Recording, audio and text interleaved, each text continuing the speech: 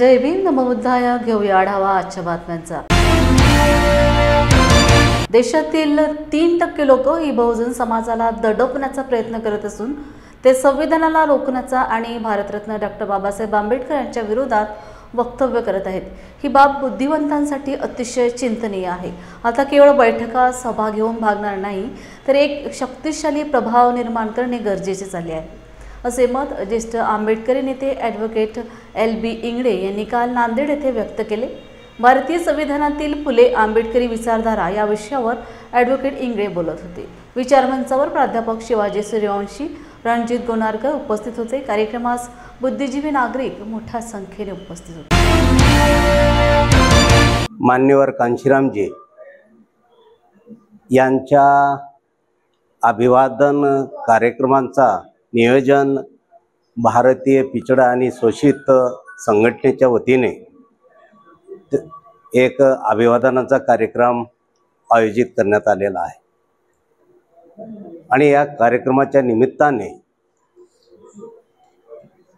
भारतीय संविधान आणि फुले शाहू आंबेडकर, अण्णाभाऊ साठे यांच्या विचारांची दिशा असा विषय या ठिकाणी देण्यात आलेला आहे आणि या विषयाच्या निमित्तानं बहुजन समाजातील जे बुद्धिजीवी आहेत, कर्मचारी आहेत, अधिकारी आहेत, डॉक्टर, इंजिनियर आहेत, पत्रकार आहेत, आमची सर्वांची बुद्धिजीवी लोकांची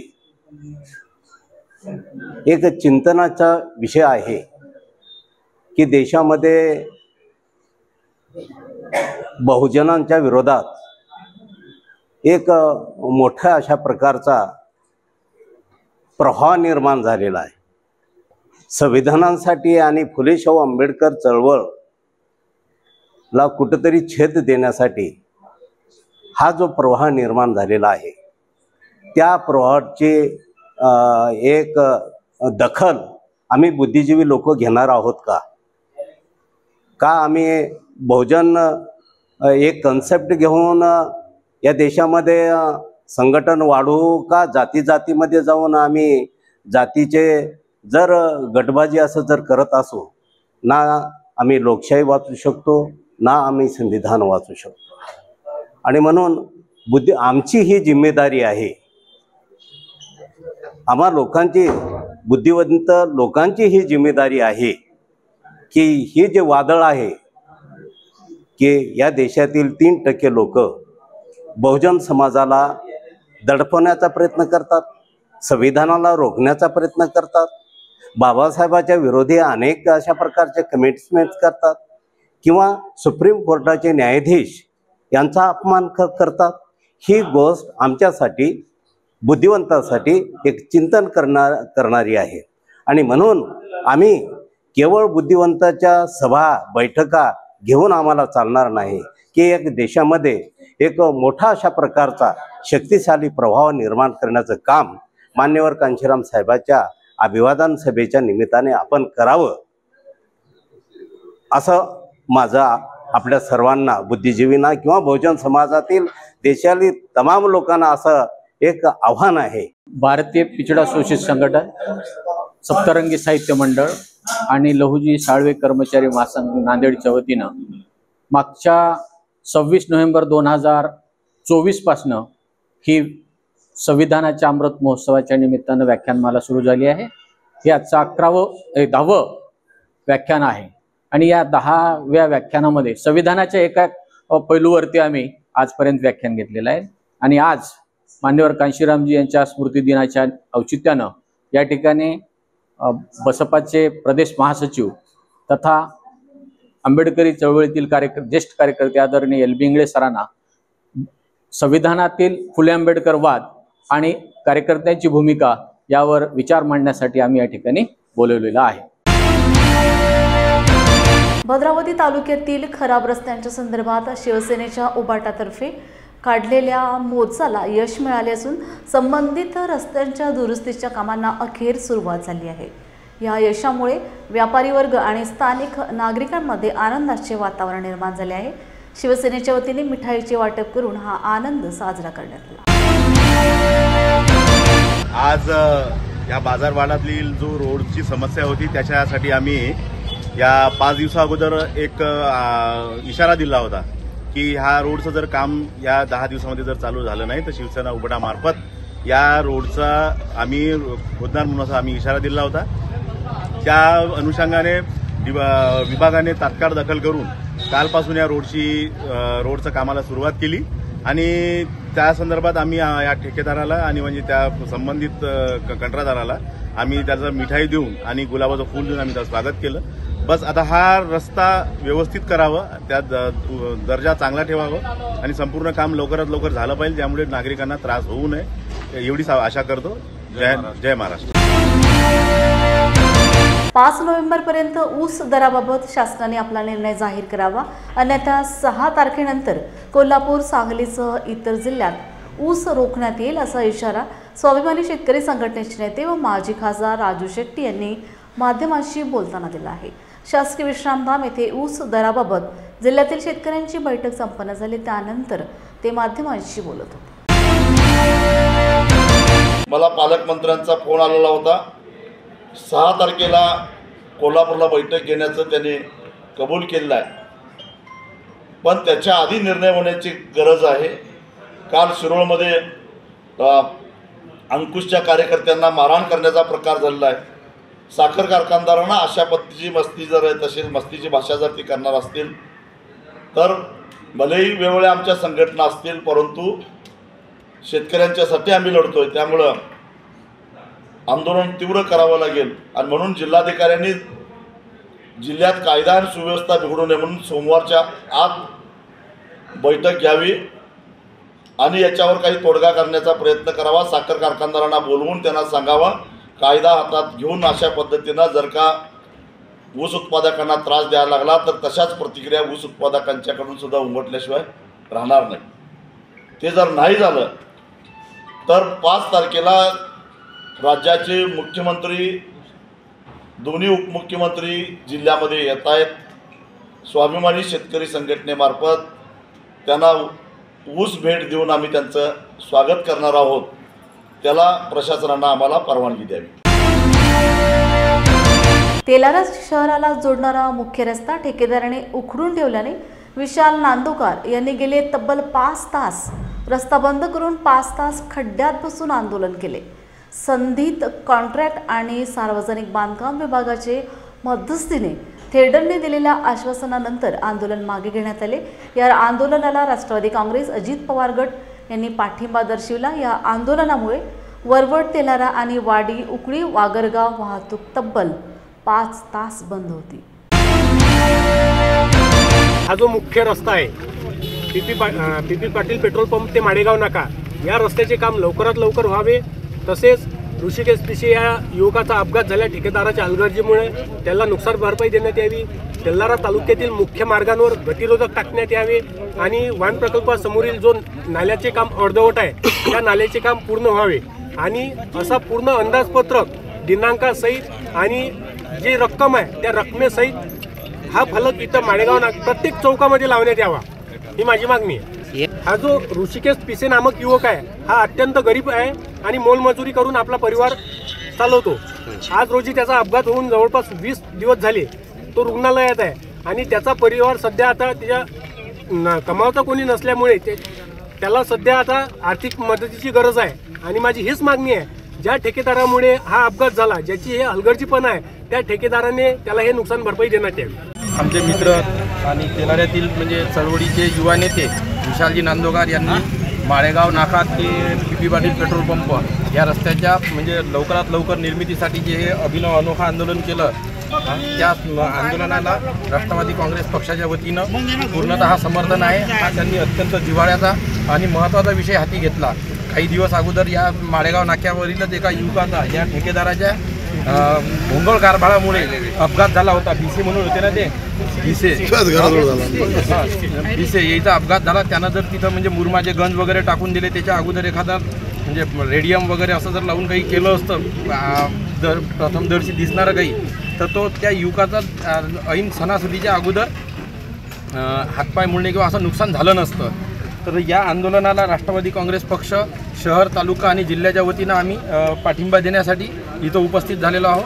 श्री विशालभाऊ नांदोकर यांनी जो आपल्या तेलारा शहरातील महत्त्वपूर्ण रस्ता म्हणजे माळेगाव नाका ते PP पाटील पेट्रोल पंप तसेच शहरातील सर्व महत्त्वाचे रस्ते हे त्वरित पूर्ण करण्यात यावे याकरता एक अभिनव असं आंदोलन, खरोखर वाखाणण्याजोगं आंदोलन त्यांनी भर उन्हात इथं स्वतः गड्डा करून त्या गड्ड्यात आज ते इथं आपल्याला दिसत आहेत. या गड्ड्यात त्यांनी जे अभिनव असं आंदोलन केलं ते खरोखर कौतुकास्पद आहे व तेलाऱ्यातल्या लहान लहान समस्यापासून तर तेलाराला भेसावणाऱ्या मोठ्या मोठ्या समस्येपर्यंत सर्व समस्यांची त्यांनी जाण आहे व त्याकरता त्यांनी जे हे खरोखर आंदोलन आज उभारलेलं आहे या आंदोलनामुळे हा रस्ता ताबडतोब करण्यात यावा अशीच आमची इथं राष्ट्रवादी काँग्रेस पक्षाच्या वतीनं आम्ही आज त्यांना एक पाठिंबा जाहीर करून आम्ही त्यांच्या सोबत आहोत असं आम्ही आज इथं जाहीर केलेलं आहे.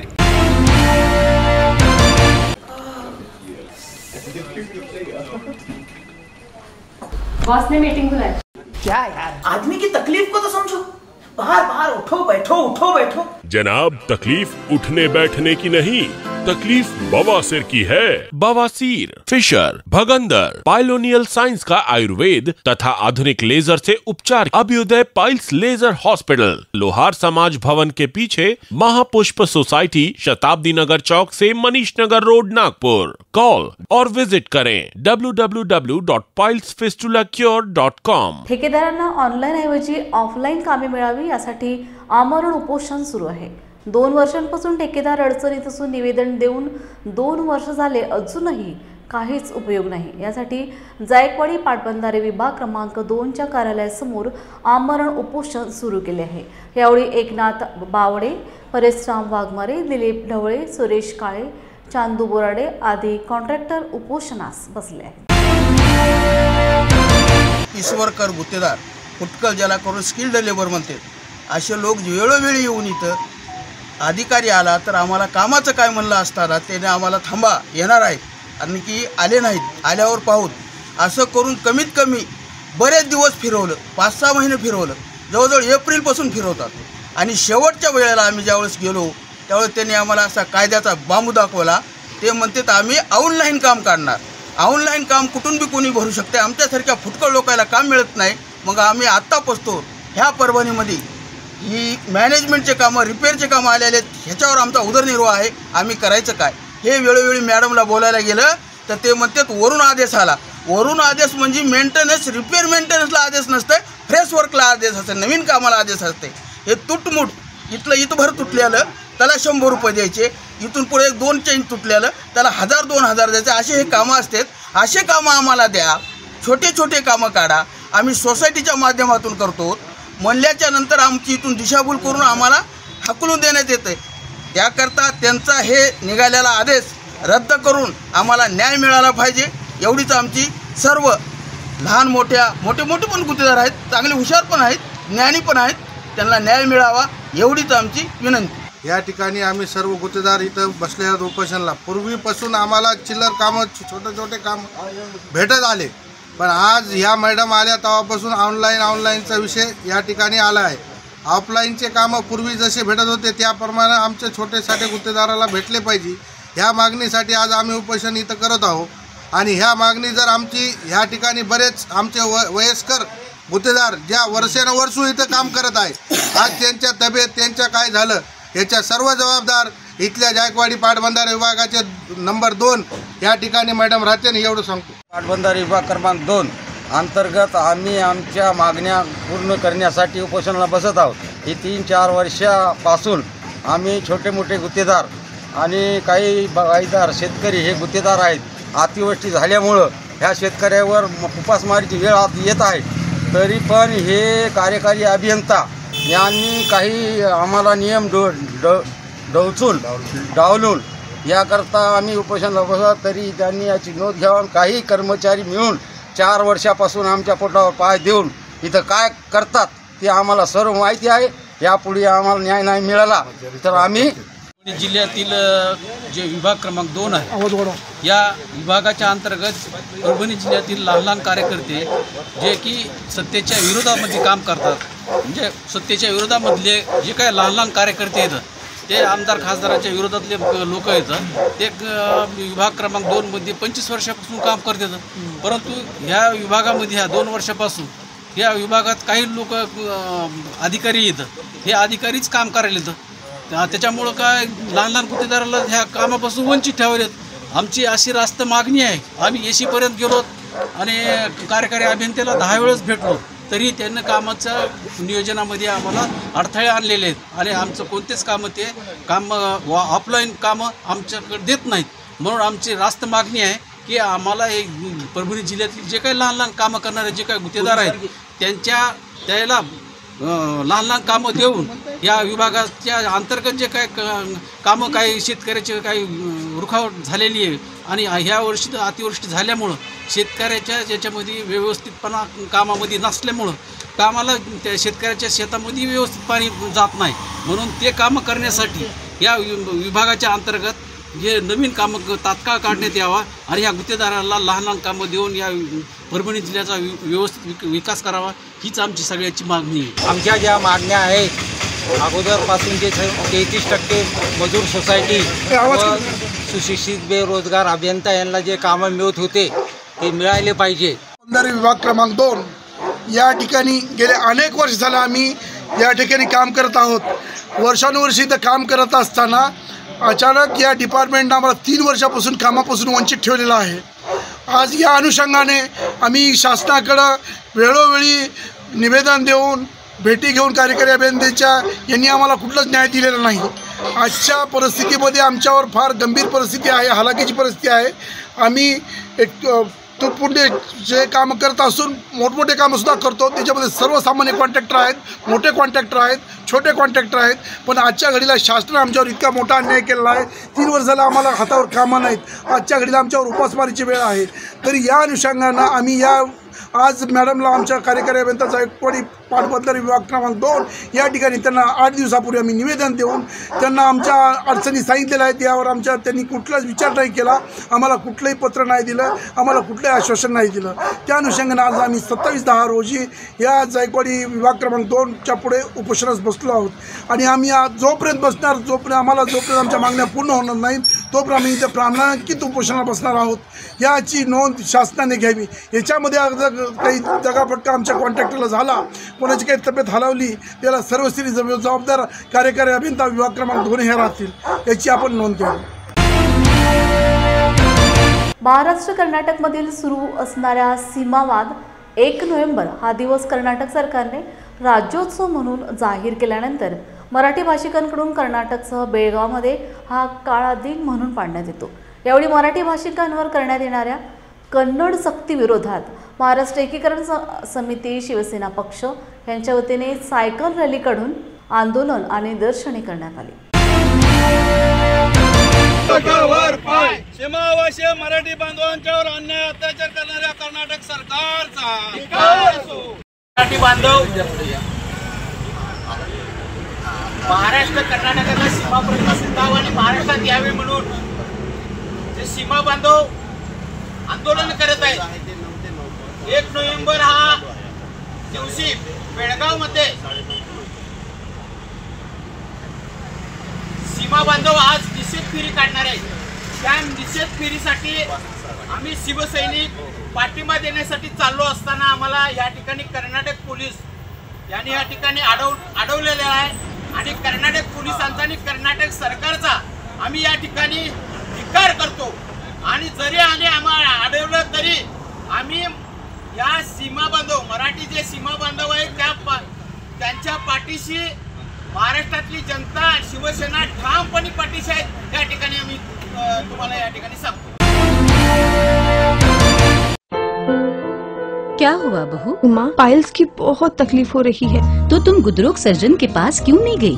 देखो, जैसे हार्ट के लिए हार्ट स्पेशलिस्ट, ब्रेन के लिए ब्रेन स्पेशलिस्ट, तो पाइल्स के लिए पाइल स्पेशलिस्ट क्यों नहीं? स्त्री हो या पुरुष, टॉयलेट में तकलीफ केवल पाइल्स ही नहीं और भी कई प्रकार के गुदरोग तथा कैंसर भी हो सकता है। इसीलिए इसकी प्रत्यक्ष जांच जरूरी है। ठीक है माँ, पर जांच के लिए हम जाएंगे कहाँ? वही काले आयुर्वेदिक पाइल्स हॉस्पिटल में। लेकिन माँ, प्रेगनेंसी में पाइल्स की दवाइयाँ? प्रेगनेंसी में आयुर्वेदिक दवाइयाँ सुरक्षित होती है। जनहित में जारी काले आयुर्वेदिक पाइल्स हॉस्पिटल, औषधि चिकित्सा तथा सर्जरी ट्रीटमेंट उपलब्ध। हमारा पता उमरेड रोड, दिघौरी बस स्टॉप के पास, नागपुर। अधिक जानकारी के लिए वेबसाइट पर जाएं kalepailshospital.com। परभणी जिल्ह्यातील ब्राह्मणगाव येथील श्री अंबिका माता मंदिर येथे दीपस्तंभ प्रतिष्ठानच्या वतीने आरोग्य शिबिराचे आयोजन करण्यात आले होते। या शिबिरामध्ये मोतीबिंदू, मूतखडा, मणक्यावरील आजार, कान, नाक, घसा, हाडाचे फ्रॅक्चर, हृदयरोग, कॅन्सर, किडनी, डोळे तपासणी, अन्न प्रक्रिया, अपेंडिक्स आदींसह विविध आजारांवर तपासणी करण्यात आली। यावेळी भारतीय जनता पार्टीचे जिल्हाध्यक्ष सुरेश भुमरे, महानगर जिल्हाध्यक्ष शिवाजी भरोसे, भाजपा नेत्या प्रेरणा वरपुडकर तसेच या शिबिराचे आयोजक दिलीप काळदातेसह ब्राह्मण गावातील नागरिक मोठ्या संख्येने या आरोग्य शिबिरात सहभागी झाले होते। भारतीय जनता पक्षाचे जिल्हा सचिव दिलीपजी काळदाते यांनी खऱ्या अर्थाने मानव सेवा हीच ईश्वर सेवा ह्या उद्देश समोर घेऊन आज या ठिकाणी महाआरोग्य शिबिराचं आयोजन केलं। तर मी संपूर्ण खरं तर गावच्या सर्व महिलांच्या वतीनं त्यांचे खूप खूप आभार व्यक्त करते, कारण का आरोग्य शिबिराची जास्तीत जास्त हा फायदा हा महिलांना होतो, कारण महिला आपल्या आरोग्याकडं तेवढंसं लक्ष देत नाहीत आणि आज या सर्व महिलांसाठी हा आरोग्य शिबिर खूप उपयोगी ठरणार आहे। त्याच्यामध्ये सर्व रोग निदान शिबिर या ठिकाणी त्यांनी ठेवलं आहे। त्याच्यामध्ये मेजर कॅटरॅक्टची जी ऑपरेशन्स आहेत, डोळ्याची जी ऑपरेशन्स आहेत ते या ठिकाणी करून आणण्यासाठी हे पुढाकार दिलीप भाऊने घेतला, त्याबद्दल मी त्यांचे पुनश्च एकदा आभार व्यक्त करते। आज भारतीय जनता पार्टीचे आमचे जिल्ह्याचे सचिव आदरणीय दिलीपरावजी काळदाते यांनी महाआरोग्य शिबिराचा कार्यक्रम ब्राह्मणगाव या गावामध्ये आयोजित केला होता। या कार्यक्रमाला मी असेल, महानगराचे अध्यक्ष असतील, प्रेरणाताई असतील आणि आमचे सर्व भारतीय जनता पार्टीचे पदाधिकारी उपस्थित राहिलोत। स्वतः पालकमंत्री महोदयांनी सुद्धा मोबाईलद्वारे शुभेच्छा दिलेल्या आहेत। एक अतिशय चांगलं काम आमच्या दिलीपराव काळदाते यांचं या सर्कलमध्ये, या तालुक्यामध्ये आहे आणि महाआरोग्य शिबिराच्या माध्यमातून ब्राह्मणगावामध्ये सर्वसामान्य जनतेला ज्या काही सुविधा आरोग्याच्या पाहिजे त्या सुविधा देण्याचं काम नक्कीच दिलीपराव काळदाते यांच्या माध्यमातून आम्ही करू। या इथं आता सरपंच आजी माझी सर्वच उपस्थित आहेत, आमचे युवा मोर्चाचे अध्यक्ष सर्वजण या कार्यक्रमाला उपस्थित आहेत। अतिशय चांगला कार्यक्रम झालेला आहे आणि आरोग्यसुद्धा आम्हीसुद्धा आमचं आरोग्य चेक करून घेतलं आहे। तसं आमचं आरोग्य चांगलं आहे। आम्हाला बघून आमच्या विरोधकाचं BP वाढत असतो, तिथं आमचा काय BP कधी वाढणार नाही, कधी वाढणार बी नाही। एक चांगलं काम आमचे दिलीपराव काळदाते आणि भारतीय जनता पार्टीच्या माध्यमातून, आरोग्य सुविधाच्या माध्यमातून या जिल्ह्यामध्ये आदरणीय आरोग्य राज्यमंत्री माननीय नामदार मेघना दीदी बोर्डीकर साकुरे यांच्या माध्यमातून या जिल्ह्यामध्ये काम सुरू आहे, चांगलं काम सुरू आहे।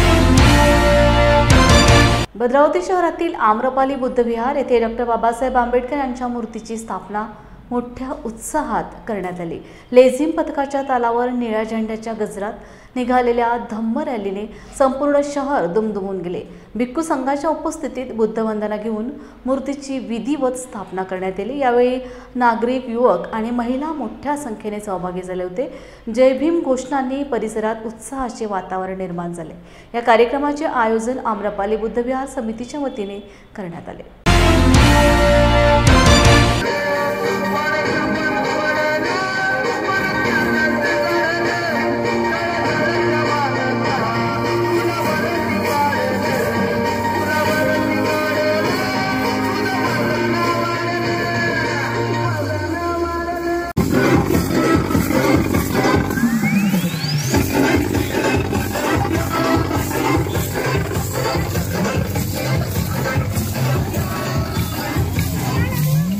सर्व उपासक उपासिकांना माझी मंगलमैत्री। आज दिनांक 21 ऑक्टोबर 2025 रोजी आम्रपाली बुद्धविहार इथे परमपूज्य बोधिसत्व डॉक्टर बाबासाहेब आंबेडकर यांच्या प्रतिमेची स्थापना होत आहे आणि बाबासाहेबांची प्रतिमा ही फक्त प्रतिमा नसून तर ती आपल्याला एक प्रेरणा देणारी प्रतिमा आहे आणि त्यांनी सांगितलेल्या मार्गाचे जेव्हा आपण अनुसरण करू, त्यांनी सांगितलेल्या मार्गाने चालू तरच आपल्या जीवनाचं मंगल होणार आहे.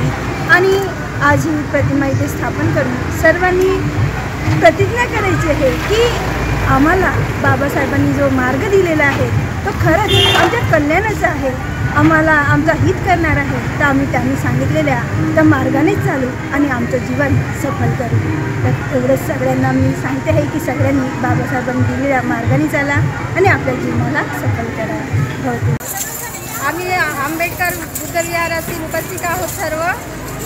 आज 21 ऑक्टोबरला आम्ही डॉक्टर बाबासाहेब आंबेडकर यांची मूर्ती स्थापना करत आहोत आणि आजचा दिवस आम्ही यासाठी निवडलेला आहे की गौतम बुद्धांची मूर्ती आम्ही 21 ऑक्टोबरला स्थापन केली, त्यांचा वर्धापन दिन आणि बाबासाहेबांची स्थापना दिवस आणि वर्षावा समाप्तीसुद्धा आम्ही 21 ऑक्टोबर अशा दिवशी करणार आहोत.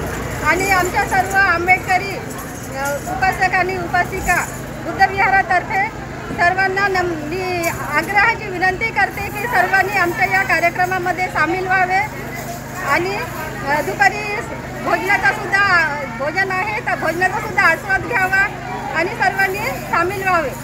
रॅलीचं नियोजन आज बाबासाहेब आणि रॅलीचे आयोजन केलेले आहे. तर रॅली बाबासाहेबांच्या पुतळ्याकडून नगर परिषद समोरून येत आहे आणि त्यानंतर परित्रण पाठ, त्यानंतर भोजनाचा कार्यक्रम आहे.